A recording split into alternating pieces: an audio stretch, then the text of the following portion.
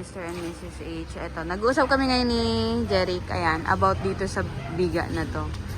Yan, kasi ano yan, isa din yan sa tumitibay sa bahay. So, kapag yan, pero sabi ni Jeric, kaya niya daw gawa ng paraan. Gusto niya lang i-mention kung ano yung pinakagagawin niya dito sa bahay. Kasi halos, kapag sinunod yan, mauuntog yung aakit kasi mataas na tong pintuan. So, ayun, yun yung isa sa concern niya kapag tinanggal yan.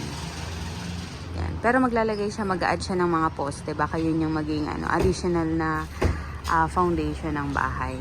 Ayan. Pati yun lang ano mama.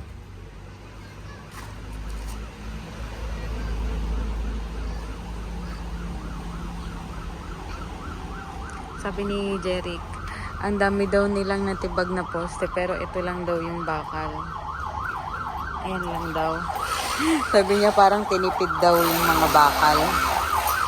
Dito ha, sa area na to. Pero itong bahay, hindi pa naman niya alam. Tapos, yun nga, yung concern niya talaga itong biga na to.